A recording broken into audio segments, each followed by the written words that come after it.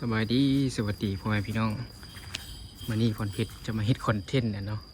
ขายขี้เหงื่อเนาะพี่น้องขายทุกน้ำแบบนี้เอาไปขายอยู่ที่ประเทศลาวจะได้เท่าไหร่เนาะหลายเติบได้พี่น้องนี่เต็มคันรถเลย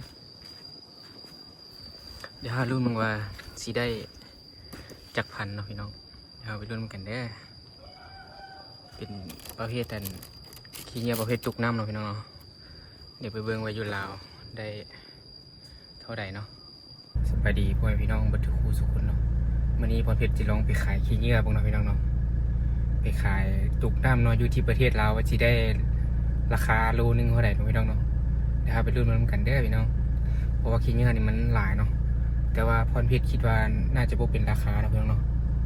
น่าจะถึกแฮงเลยแหละเนาะเดี๋ยวเบอร์รุ่นมันกันเนาะว่าจะได้กิโลนึงเท่าไหร่เนาะจะได้จักพันกีบเนาะหรือว่าจะได้จักบาทเนาะพี่น้องเนาะถ้าไปดูมันกันเด้อรวยบัดนี้แหละพี่น้องเอ้ยนี่ขายขี้เหงื่อนี่เต็มรถมีขี้เหงื่อเต็มรถทุกน้ำเต็มรถไปรุ่นวันละสิได้เท่าไหร่เนาะรวยวันนี้แหละพี่น้องอันนี้ก็คือหนทางบรรยากาศในตัวเมืองนครหลวงเวียงจันทน์เนาะเส้นทางในหอมบ้านเนาะอันนี้ก็บ่ค่อยดีปานใดแต่เพิ่นกำลังสิเฮ็ดอยู่เนาะพี่น้องสิลองไปขายขยะเนาะว่าสิได้หลายอันบ่เนาะพี่น้องเนาะก็เห็นเขาเจ้าขายอยู่ต่างประเทศนี่ได้หลายเนาะพี่น้องเนาะอยู่ฝั่งไทยราคาเท่าไหร่พี่น้องขยะเนาะเป็นประเภทอันขวดน้ำพี่น้องเนาะกิโลนึงเท่าไหร่เนาะลองคอมเมนต์บอกคนเพชรเด้อทุกคนแต่ว่าอยู่ลาวนี่บ่ฮู้เนาะเดี๋ยวไปเบิ่งไปรุ่นมันนำกันเนาะว่าราคาเท่าไหร่เนาะเดี๋ยวไปรุ่นมันกันพี่น้องแล้วลองมาเปรียบเทียบกันเบิ่งว่าราคามันสิถูกหรือว่าสิแพงขยะอยู่ที่ประเทศลาวจะแพงหรือว่าจะถือก่อนอยู่ไทยเนาะเลยว่าอยู่ต่างประเทศแต่ว่าอยู่ต่างประเทศนี่น่าจะแพงแฮงเลยแหละพี่น้องเนาะต่างประเทศนะว่าเห็นคลิปพระเจ้าเอาลงว่ามันแบบว่าราคาสูงแฮงเนาะขยะเนาะได้เป็นหลายเหรียญเลยเนาะเขาจะไปขายแต่อันนี้เขาเต็มคันรถพี่น้อง เดี๋ยวไปรุ่นน้ำกันเด้อพี่น้องกำลังจะไปห้างเนาะอันนี้ก็จะเป็นบรรยากาศเส้นทางในตัวเมืองนครหลวงเวียงจันทน์เนาะพี่น้องก็จะเป็นทางคอนกรีตแบบนี้เนาะเดี๋ยวไปลองไปขายบ้างเนาะขายขยะเนาะหรือว่าขายขวดน้ำเนาะหรือว่าขี้เหงื่อเนาะอยู่ฝั่งลาวอื่นเนาะว่าสิได้ราคาเท่าไหร่เดี๋ยวพี่น้องเดี๋ยวสิลองไปถามห้างแถวนี้เนาะ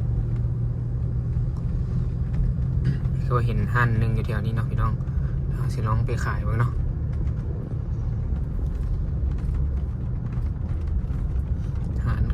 หารับซื้อขยะเนาะเดี๋ยวไปเบิ่งเนาะก็เห็นอยู่แถวนี้นี่แหละพี่น้องฝั่งลาวแต่พลเพชรคิดว่าน่าจะถือแพงพี่น้องเนาะคิดว่าน่าจะโลละ1,000กีบ2,000นี่แหละพี่น้องคิดว่าได้เนาะอันนี้บูเมนติวน่าจะเมนบูเวลารับซื้อเล็กเศษนี่เดี๋ยวลองไปถามมึงพี่น้องนี่รับซื้อเล็กเศษเนาะขยะเนาะพวกหัวชี้ซื้อตุกน้ำบ่ไปพี่น้องเดี๋ยวลองไปถามมึงตอนนี้มาชิมมาขายขี้เหงื่อบ่าวฮับเนาะ ฮับเต็นเล็กอันนี้กับกระป๋องอันนี้เขาซื้อโลเท่าไหร่โล40,000นะป๋องเบียร์แต่ว่าตุกน้ำนี่บุซื้อเลยแต่ก้อนกับบุซื้อว่ะแต่ก้อนกับบุซื้อเลยว่ะ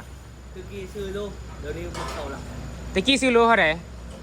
โล2,000 บาท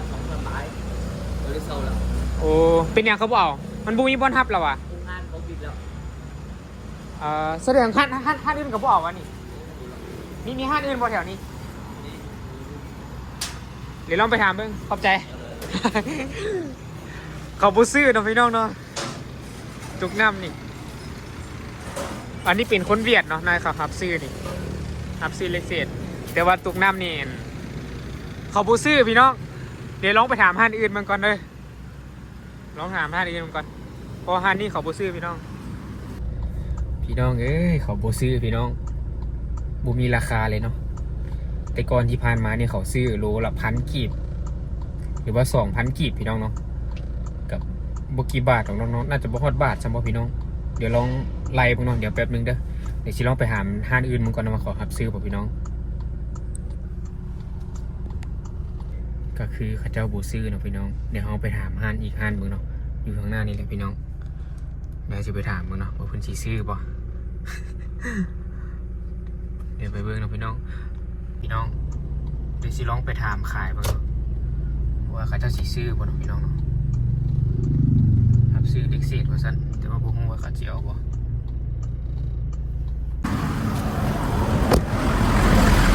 พี่น้องห้านเขาเจ้าให้ถามเนี่ยซื้อบ่อนตกน้ำน่ะบ่ซื้ออ่ะ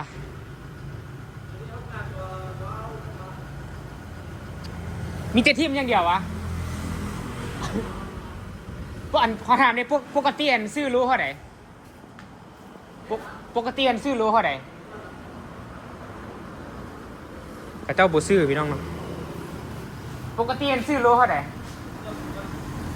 ทุกน้ำมันนะบุคว่าครับวะบ่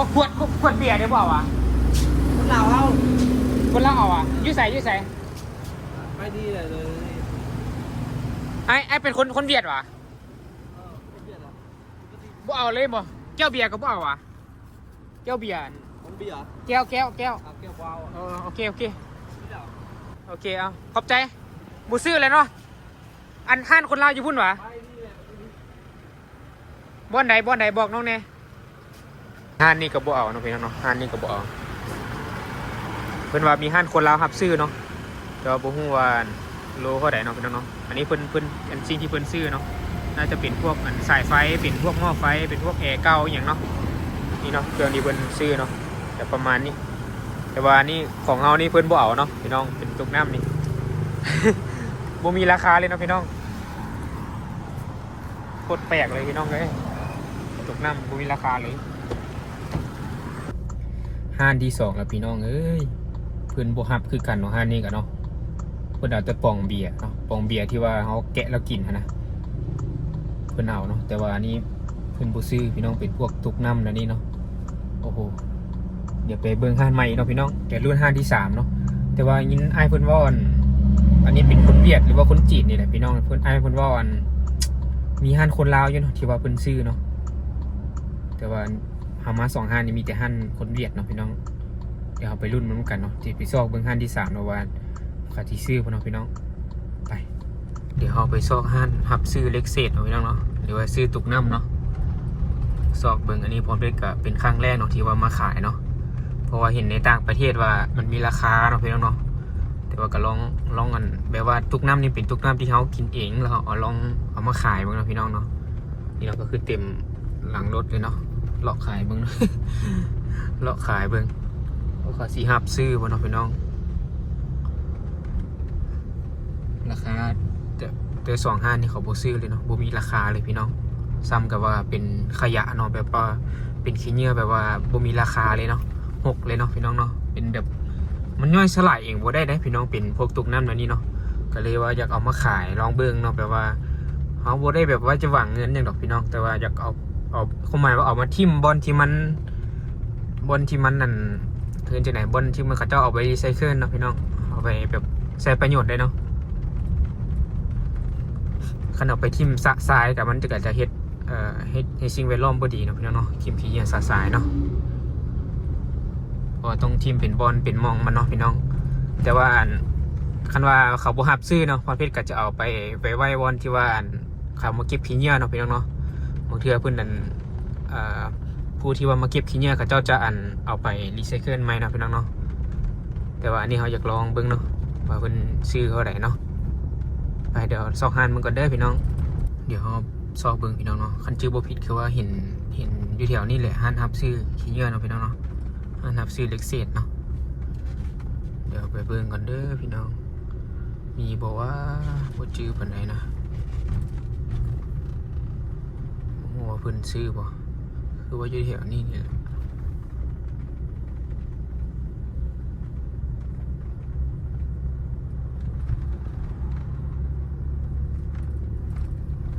มีบอกว่าพี่น้องเอ้ย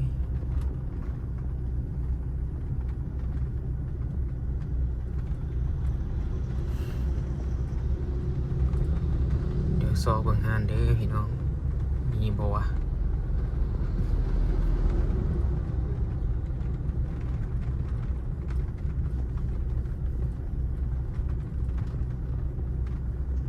โอ้หรือว่าบ่มีวะพี่น้องซอกยากเนาะพี่น้องเนาะ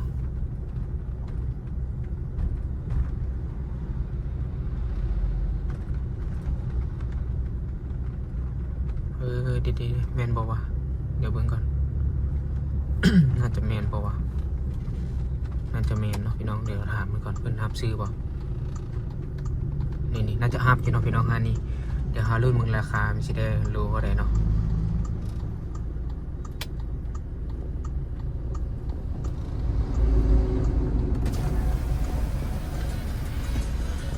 ไอ้ซื้อตุกน้ำบ่รู้เท่าไหร่โอเค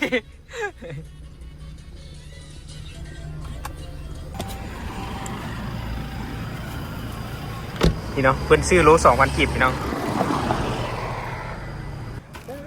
อัลโหลบัญชีได้จักพันลองขายพี่น้องพี่น้องขออนุญาตไอ้เพิ่นแล้วโล2,000เพิ่นว่าได้จักโลเนี่ยนี่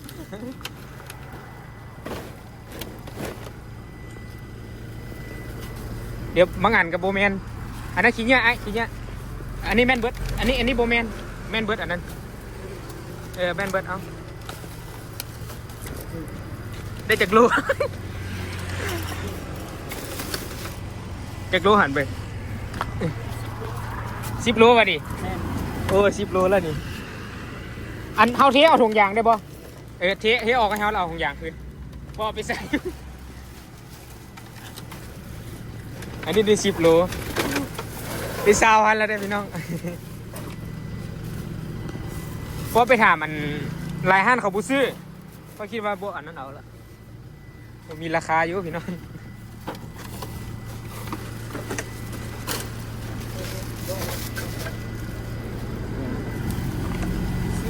4 โลอันนี้ได้14 โลละ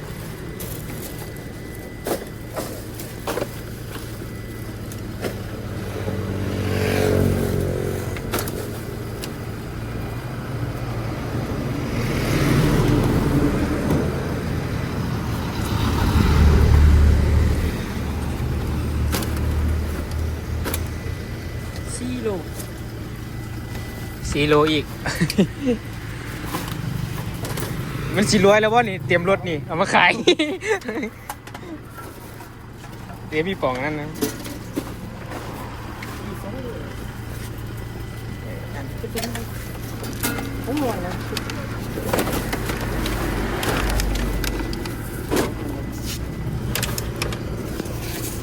อันนี้3 โลครึ่งเดี๋ยวนี่คอนเทนต์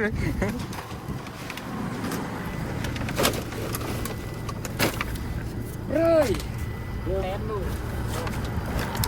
นี่ไป9 โลเอาได้เท่าใดนี่ลวกบวกไปอันนั้นถุงขี้ยาจะเอาไปทิมกับถุงเจ้าเบียร์ว่าตี้เจ้าเบียร์ลาวนะแกะออกให้ในเสี่ยวถุงคืนได้ปะถุงมันนี่นะเพราะว่าเสี่ยวไปใส่อีกมันยังไหล โอ้ได้หลายพันอยู่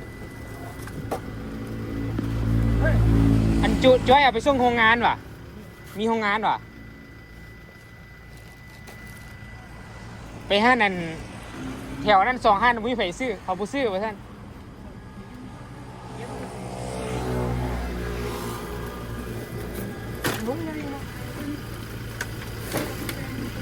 ยังหลายอยู่นะเชียวไปใส่อีกมูมีถุงใส่แล้วนี่พี่น้องอันนี้แถม ได้โล2,000กีบแล้วพี่น้อง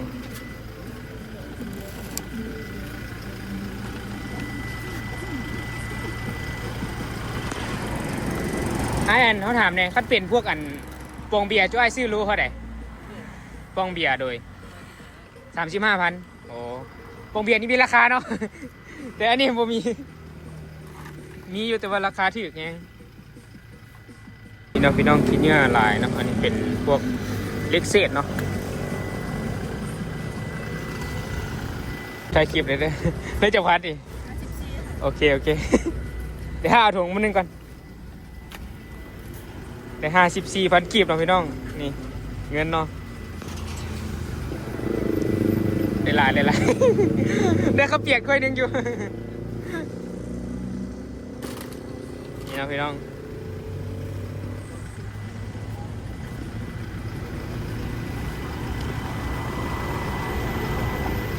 นี่นะพี่น้องเนาะนี่เป็นซื้อหลายอยู่เด้นี่แพงนะราคานี่ไปพี่น้องเมื่อนี่เนาะพี่น้องกันเขาขายเงินจุกน้ำเนาะได้54,000กีบเนาะพี่น้องประมาณ90 บาทเนาะพี่น้องเนาะ8-90 บาทนี่แหละพี่น้องก็ถือว่าได้แบบน้อยเนาะพี่น้องเนาะเพราะว่าเต็มรถเลยก็ลองมาเฮ็ดให้ทุกคนเบิ่งซื้อเนาะคลิปนี้เนาะว่าลองขายขี้เหงื่ออยู่ประเทศลาวว่าสิได้ราคาเท่าใดเนาะได้โลนึงก็คือ 2,000 กีบเนาะพี่น้องโอเคพี่น้องคลิปนี้ก็จบไปเพียงเท่านี้เนาะผมได้ก็เฮ็ดคอนเทนต์เอาขี้เหงื่อมาขายเนาะได้ราคาได้ทั้งหมดก็คือ54,000 กีบเนาะพี่น้องเนาะกิโลนึง 2,000 กีบเนาะเจอกันใหม่ EP หน้าเด้อพี่น้องขอบใจทุกคนที่เข้ามาชมแต่ต้นจนจบเนาะพี่น้องบ๊ายบาย